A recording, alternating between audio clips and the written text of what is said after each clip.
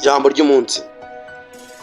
Nshuti bakunzi bacu, bakunzi b'ijambo ry'umunsi, uyu munsi turaje ngo dukomeze kugenda tuganira ibintu byinshi bigiye bitandukanye muri gahunda yacu twahaye insanganyamatsiko ivuga ngo ijambo ry'umunsi.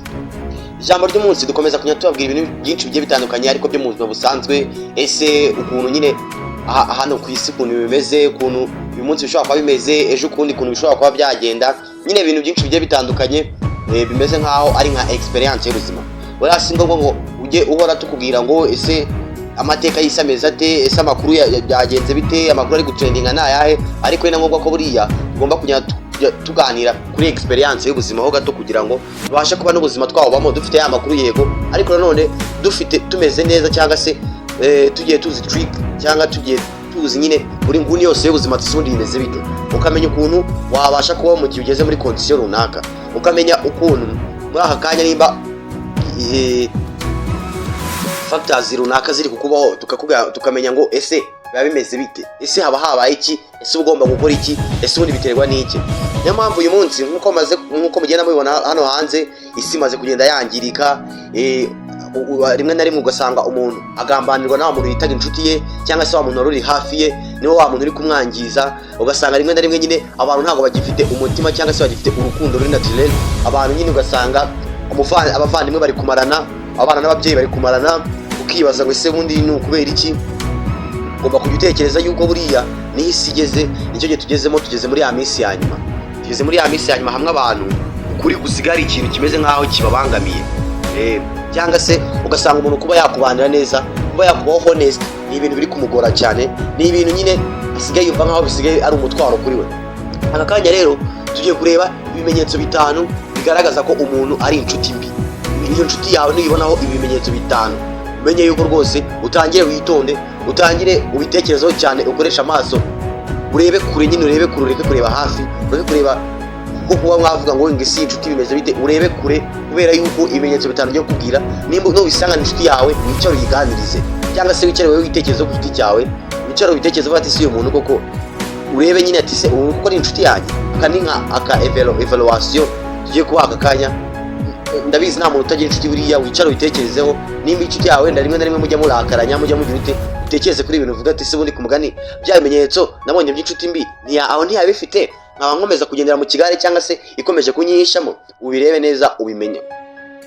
Ikintu cya mbere, buri inshuti mbi ntago igikubaha, ntago iguha respect ugomba, kandi buriya nimba ari ikintu buri muntu wese aba yifuza cyangwa se niba ari ikintu cyakabaye cyiza mu gihe abantu babiri bafitanye relationship, either aba ari urukundo urunguru rw'igitsina gore n'igitsina gabo cyangwa se n'inshuti zisanzwe, buri inshuti nikubahisha.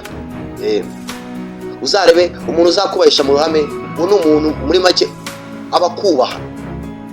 Hari ukuntu rimwe na rimwe baravuga ngo nta muntu ubaho ngo nta muntu ubaha utiyubashye, ariko buriya no mu kwiyubaha kwawe sosiyete irimo igutiza umurindi. Aka kanya ndagira ngo nkubwire ngo uramutse ubyutse unyuzo wese akubita, unyuzo wese agutuka, unyuzo wese agira ati ndabizi neza ntago buriya ntago wabona imbaraga zihanganye n'abakuzengurutse bose cyangwa na sosiyete yose urimo mu buryo bw'umubiri. Ako kanya ntabwo uzagenda uvuge ngo sinzi ikintu uzakora kugira ngo uvuge ngo ugomba kwiyubaha kugira ngo urwanye iki kintu, oya.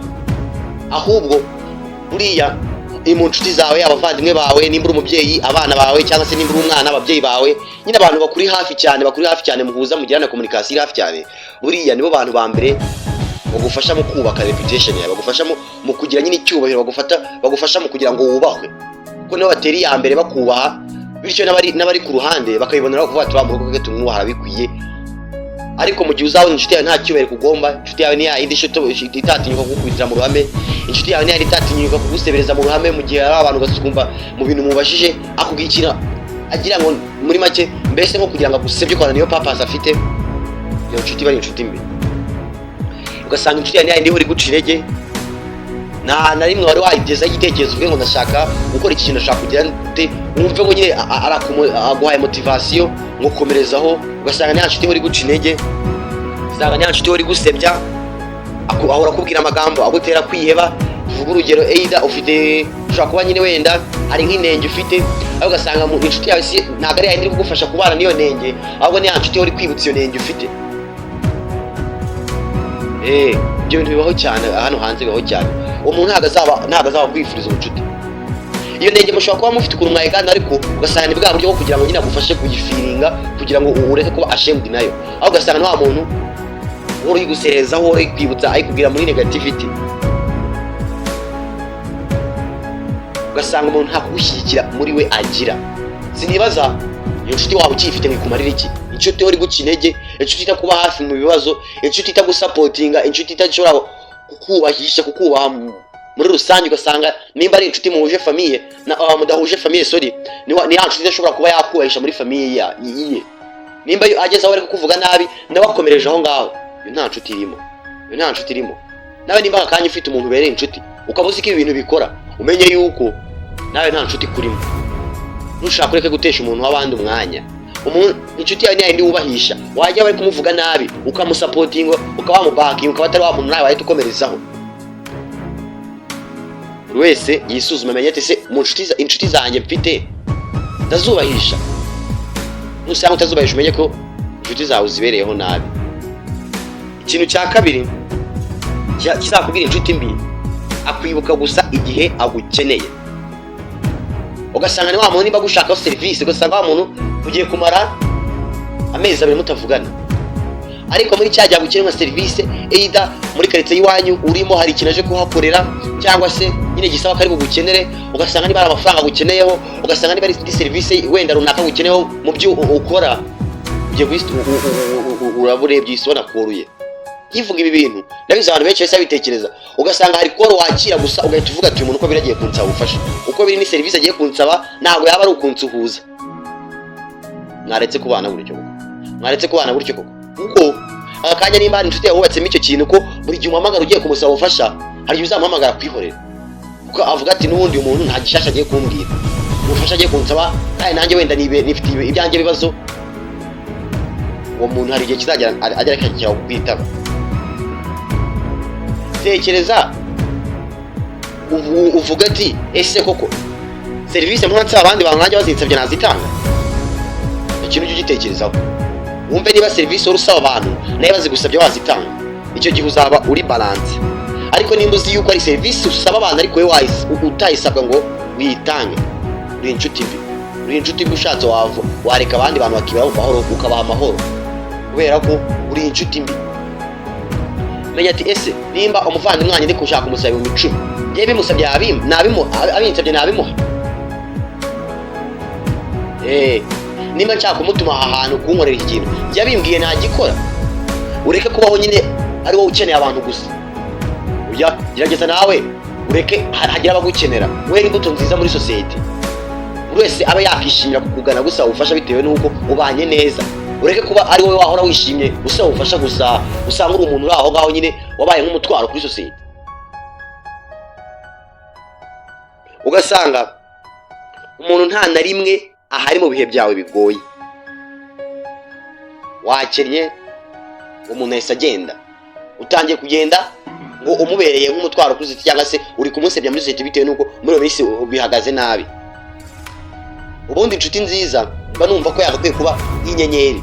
Uzarebe nta nyenyeri imurika ku manywa, nta nyenyeri bihari ku manywa, kubera ko ku manywa twese tuba tuharuzi, ariko inyenyeri uyibona muri cya gihe ikenewe, cya gihe cyo gutanga urumuri, cya gihe nyine bwije nibwo inyenyeri utangira kuyibona.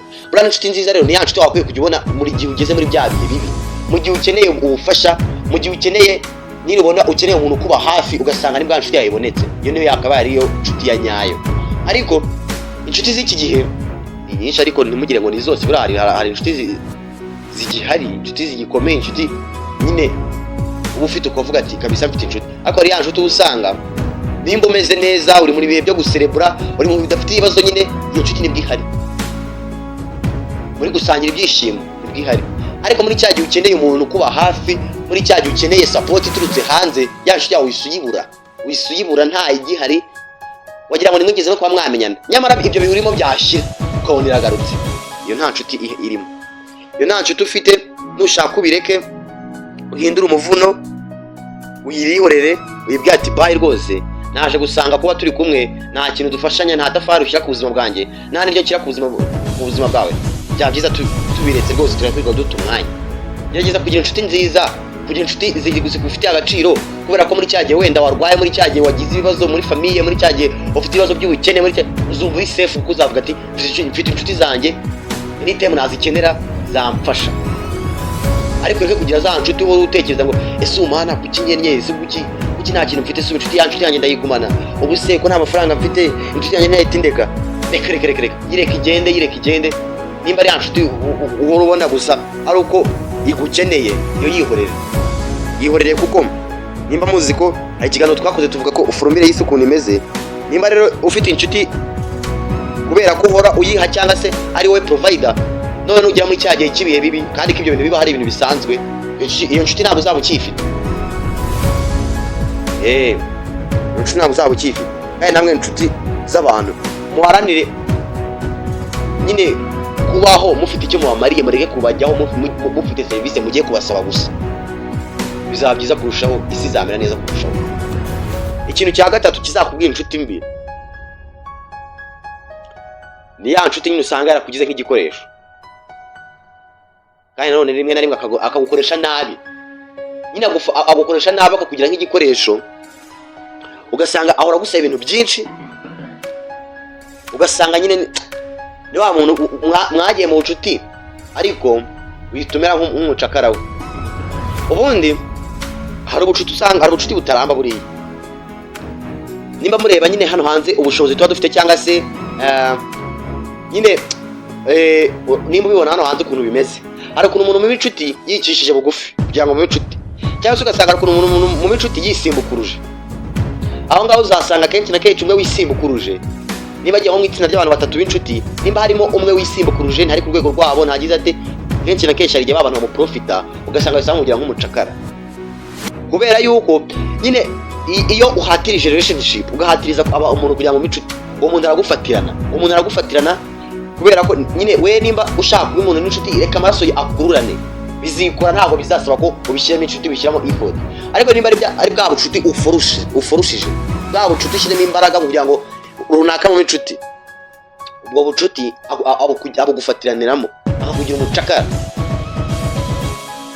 Nawe rero nimba uzi ko hari inshuti zawe wagize abacakara, byaba byiza zihorere, uzi umutekano wazo, uzibwire uti kuba muri inshuti zanjye wenda ndabangamiwe, bajye kwishakira izindi inshuti zitabangamiwe kandi nabo batabangamiwe nazo. Ureke gufata umuntu ngo mugire umucakara ngo nuko muri inshuti, umuntu mugire umucakara ngo bitewe n'iki se, ngo nuko usange ni wa muntu niba ushaka kujya ahantu serivisi ushaka gukora, amazi yabuze nigiye kuvoma, usange guhaha niba muri kumwe ibintu, niba mugiye kwikorera ibintu biremereye cyangwa se ibintu niwe wise ubifata ngo no kugira ngo akugumane nk'inshuti, nta kintu waba umariye.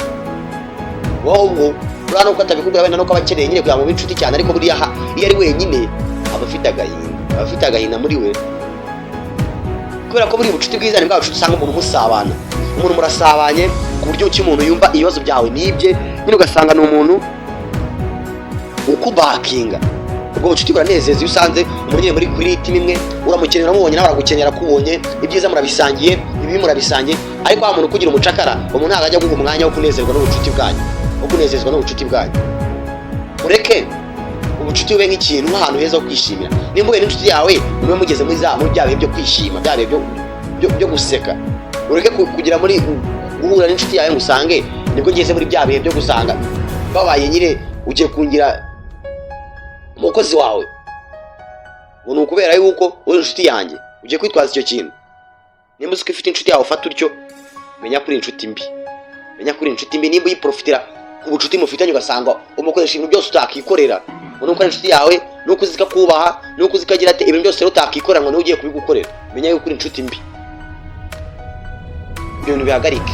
Nawe nimba ubona ko hari ubucuti ufitanye n'umuntu ariko arabwitwaza kugira ngo ahora gukoresha ibintu byose yumva arashe muti kuba yakora, arakwitwaza kugira ngo yumve yakora bya bintu byose atashoboye kuba yakikorera, mwihorera agenda uwo muntu, mwihorera kuko uwo muntu ni inshuti mbi. Nta terambere kwifuriza, nta cyiza kwifuriza, nta munezero kwifuriza. Iyo ni inshuti mbi, yireke igende, yihorere rwose, uzabaho neza utayifite kuruta uko wabaho neza uyifite. Ubundi banumva nako sino kuba numva, ahubwo niko byakagombye kugenda. Wowe baho wowe, reka abantu bakwangira ukuri, kuko abantu baragukundira gutari. ibyo bizabafasha. Nimba uzi ko ufite inshuti, making ashobora kuba inshuti yawe wayakire kubw'imico ifite, we wumvise nyine wemeye kwirengera imico ifite, ingeso afite warazihanganiye, nimba ari zihinduka gerageza wenda wamuhindura, nimba ariko ari kumuhindura mu buryo bwiza, utakumuhindura mu buryo bubi. Ariko ureke gufata, ureke kujya nyine kuba wavuga ngo iyi nshuti mbanye nayo ariko irambangamiye. Nimba ikwangamiye yihorere, kuko ndabizi neza ko iyo mico afite hari undi muntu bazahuza ayihanganire. Kandi nawe nimba uri gushaka inshuti wikiyorobeka uvuge ngo usanga hari ingeso ufite cyangwa se hari imico ufite ugiye gutwikira kugira ngo ubashe kuba wamana n'umuntu inshuti, kubera yuko iyo mico nimba atari ari ya mico idashobora kuba yahinduka. Unyumve neza, hari imico ishobora kwahinduka, hari imico ushobora twadobo utadukuza ariko ugasanga ya mico ishobora kuba yahindura bigakunda. Ariko nimba umuco ari uwawe, ari kamere yawe, wiyutwikira kugira ngo ube n'umuntu inshuti, kubera yuko ntabwo bizagushokera kwa muco ukomeza kuwutwikira. Kandi niba mwarabaye inshuti abona uwo muco utawufite, utara umweretse hakiri kare kugira ngo yige kubana nawe, nimenye nimba yawihangana cyangwa atawihanganira. Igihe azawubona mwaramaje kuba inshuti, wenda hari n'ibyo mwari mutangiye kubaka bizahita bisenyuka, kubera yuko azahita kureka. Usanga hari byinshi mwari mutangiye kubakana bigiye kwangirika kandi ari wowe biteye, we wagiye wigize utari we.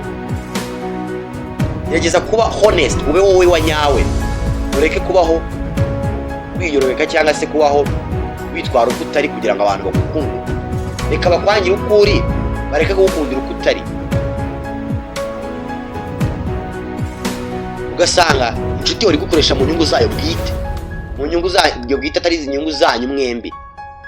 Ugasanga muri za nyungu, muri bya bintu udafitemo inyungu pe habe namba, inshuti yawe ihora ibigukoreshamo ibintu biramungukira ku giti cye gusa, wewe bitarakugirira akamaro. Ugasanga inshuti ihora ibigukoreshamo. Ibyo ntabwo ari byiza. Mushatse icyo kintu nkagitekerezo, nimba uzi ko hari inshuti yawe mubanyeho gutyo, ibyo bintu bihindure. Ikintu cya kane kizakubwira inshuti mbi, ntanezezwa n'iterambere ryawe. Reka nimba hari nka support umusabye iratuma ugira iterambere runaka kugeraho, uwo akamaking ashobora kuba yikwimye kugira ngo utahagere, kubera ko iterambere ryawe ntabwo rimunezeza. Mana yanjye, ugasanga nyine n'umuntu kubona uri hejuru cyangwa se kukubona umurenze wenda mu bushobozi buri hano ku isi, kuko murabizi neza ko ntabwo abantu tutegeze kugira tureshya. Ugasanga biramubabaje, ni ikintu cya mbere kimubabaje, kuba hari ikintu cyiza uri kwacivinga biramubangamiye. Rero akamaking ashobora ko niba ari serivisi yatuma cya kintu kigeraho kandi ari wifitemo ubushobozi, akakuvuna. Akamaking ashobora ko utayibonye.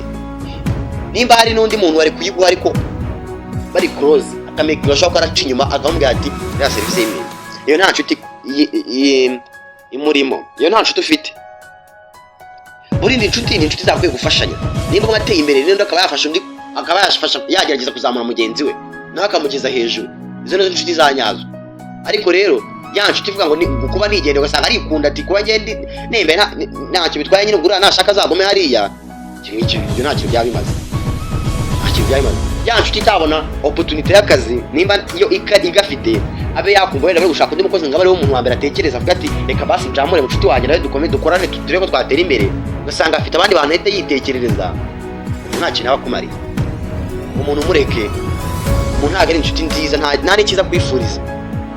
Kubera ko nimba atabona akazi se ngo yifuze ko yakakurangira, nimba atabona opportunity ngo yifuze ko yayikurangira, nimba atabona nimba hari ikintu uri gukora nabi ngo avuge yifuze ko yakugira inama kugira ngo ugihindure nimba cyamuteza imbere, ubwo so umuntu ni inshuti nyawe. Umuntu byabyiza umwihoreye, kubera ko arakuryarya. Kandi nawe nimba uzi kuri inshuti y'umuntu ukaba utabona opportunity nziza yamugirira akamaro ngo uyimurangire, ukaba nimba uri mu kazi ukaba utabona undi mwanya wari gutangaza ngo wamurangira, ukabona uwo mwanya rega ushobora no kuba urusha umushahara wawe, bitewe wenda nuko ibyo bintu bari gutangaza arabizi si kubikora. Afite nyine afite uburambe muri byo, cyangwa se afite ubumenyi buhambaye muri bwo kurusha ubwawe. Ukabona nimba ajya kukurusha umushahara, ugasanga icyo kintu cyonyine gise kigiye gutuma wanga kukamurangira. Kuki utakamurangira? Kuko icyo ngicyo nacyo ni ikimenyetso kizaba umugaragarije cyo kuri inshuti nziza. Nawe ushobora gusanga nta kikageramo, hari akandi ushobora kuzabona karenze akaba yakakurangira. Ariko ugasanga ikintu cyose kirimo ibyishimo cyangwa se kirimo iterambere cyangwa kirimo amafaranga, none amafaranga niyo yica ibintu byose. Ugasanga ikintu kirimo amafaranga ntushobora kukirangira inshuti yawe, iyo opportunity ntushobora kuyimuha. Menya ko nawe uri inshuti mbi, menya ko ugira umutima mubi, aka kanya gerageza uburyo uhinduka. nimba ari serivisi agukeneyeho yatuma atera imbere ugasanga urayimwima, menya kuri inshuti mbi. Kandi buriya n'Imana iravuga ngo niba udashobora gukunda mugenzi wawe ureba, ese ngiye uzashobora kunkunda utandeba? Ubwo ngubwo nimba rero uzi kubayeho gutyo, nizere ko nta nijoro expectinga kuzajyamo, kuko kuko Imana iravuga ngo mukunde bagenzi banyu nkuko mwikunda. Ikintu umva cyakubaho, tekereza umva ko nyine cyaba no kuri mugenzi wawe, umva ko nta kibazo. Nimba ari icyiza umva ko nyine nawe kimubayeho nta kibazo, kandi nimba ari ikibuva cyakubaho kikakubabaza, irinde kuba nawe watuma kibaho nimba ari wowe ufite ubushobozi. Aho ngaho niba uzaba uri gukubaho neza mu isi, ariko se uteganirijwe n'ijuru. Ariko bya bintu uvuga ngo ntuvuge ko uzabaho nabi hangaha hano ku isi, nta muntu ugira werera imbuto nziza, nta muntu ukwifuriza neza wowe wumve ngo kuba nsenga, kuba mbayeho ubuzima ubusenga ubwo ngo ngende gukorera ijuru. Reka isi kuki Imana se kuki yagushyize mu isi ibona irimo abantu kugira ngo muzuzanye? Intoki ku kiganza uzarebe ziruzuzanya, nta na rumwe rukora ibyarwo rwonyine, kandi nubwo zitareshya ariko ziruzuzanya. N'abantu rero mu isi nubwo tutareshya, mureke twuzuzanye. Wenda si no kuyabwira kugira ngo mwumve ko wenda ndi kugirana, ariko uburenganzira bwawe. Niba utabayeho muri iyi si utuzanya n'abandi, nawe umenye ko hari igihe uzabakenera ukababura. Bahe inshuti nziza, abantu babere inshuti nziza, bareka kukwinubira kuba bagufite. Aho gusanga abantu bose nyine bari proud yo kuba bakwita inshuti yawe, bitewe n'uko nyine ugira ibyinshi bafashamo kurusha byinshi wasaba. Ikintu cya gatanu kizakurira inshuti mbi, ntakuragira muri we, ntago avuga ukuri. Ni wa muntu ubeshya, kandi buriya ushobora kujya umbeshya. Tuvuga urugero, uri inshuti yanjye ugasanga ukunda kumbeshya, uzi nyine ngo turi mu mabwage cyane, rimwe na rimwe ukazashiduka hari ikintu mbeshye gituma ahita ngutakaza icyizere burundu. Ugasanga nyine kumbeshya bigize nk'akageso, ukunda kubeshya muri wowe. Ugasanga rimwe rero hari ikintu mbeshye, nyamara nta kintu kigatuma bihita birangira. Ugasanga wenda n'icyizere n'ufite gise kirangira. Ugasanga ni inshuti iguhoza mu rujijo, ni igituma ibintu ubigiraho umucyo uhamye, aguhoza mu rujijo. Ugasanga guhisha ukuri, yabonye akazi ntashaka kubimenya, kubera ko nimba ubimenye ushobora kuzagira serivisi y'amafaranga umusaba. Nimba rero abonye akazi ntashatse kubimenya, arabiguhishe. Kandi nanone nitujya tuvuga gutya ni nkuko mu byiza gutya, ugasanga niba ari inshuti igize ikibazo irakiguhisha. Nawe niba uri inshuti ukagira ibibazo, niba ari inshuti yawe ufite wizeye, niba ushaka ko inshuti yawe nyine mukomezanya mugirana umubano ukomeye, wigira ikibazo mukimuhishe, kuko buriya ntawamenya. Icyo kibazo ushobora gusanga yakigufashamo kandi bikagenda neza. Kukimuhisha rero urakigumanira, kandi usanga agahinda karakwishe, nyamara hari ikibazo, hari ikintu kugufasha. Ugasanga inshuti kubonyeho ikosa ariko ntishaka kubikubwira, kandi uriya ni byiza yuko umuntu inshuti itaguhana ikosa, inshuti itakubona ikosa nk'ibikubwire, kubwire ko iryo kosa ugomba kurihindura. Inshuti zacu nta kintu kiba kirimo. Inshuti niyo ikubwiza ukuri, akubwira ati ibintu urimo nta kintu byakugezaho, akubwira uti ibi bintu urimo bizagusiga ahantu habi. Niyo nshuti nziza, izikakubwiza ukuri. Nushaka uzayange, nushaka uzumva ikubangamira ariko yakubwiza ukuri. Icyo gihe nawe bya bindi yakubwiye nuhura nabyo nibwo uzamenya agaciro kayo. Ariko inshuti iyo uri kwirobeka, iyo uri kubwira ibyiza gusa itajya ibibi, ukubwira character ugira nziza gusa ariko itajya character imbi, iyo nshuti rero nta kintu kirimo. Niba muri inshuti mubwizanye ukuri, ibyiza mubivuge, ibibi mubivuge, uko kumbwira ikosa ryanjye bizamfasha iyo mistake kuyihindura, fashe ko aratera imbere. Ariko kuri imisha zagira ngo ni byiza, usanga nyine nanjye birangoye guteye imbere. Ugasanga inshuti yawe irakubeshye kugira ngo yirinde ingaruka. Ugasanga wenda nimba ari nk'ikosa yagukoreye yaza kukubwiza ukuri kubera ko wese ko ushobora kumurakarira akakubeshya. Kandi ushobora gusanga kuriya nta muntu udakosa, kuko wagwa mu ikosa ukabimbwira, nanjye kuko niba inshuti yawe ya nyayo nzabyumva ko nyine ari ikosa ukoze, byumve ko nyine ari ibintu bibaho, kuko nta muntu uri perfect. Ariko se urabyumva ute numbeshya nkaza kubyimenyera nyuma kandi wari wambeshya? Urumva ariko nzakomeza se nkagufata nk'inshuti yanjye, nyanza ngufashe mu mwanzi wanjye? Ibyo bintu bitekerezeho. Mureke nimba dufite inshuti twige kuzitreatinga neza, tubane nazo neza, kugira ngo tugire byinshi tubenefitinga, tubeho mu isi ibayeho neza.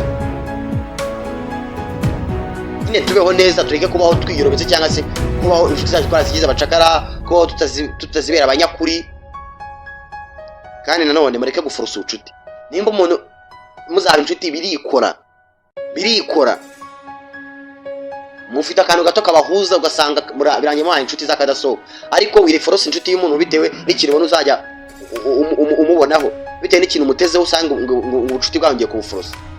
Reka mubeho neza, mubeho atari by force, nyine ari amaraso yakururanye, aho ngaho uzabasha kugira ubucuti bwiza kandi ufite icyo bamariye mwembi. Byari ijambo ry'umunsi mugezwaho na Mugabe. Murakoze.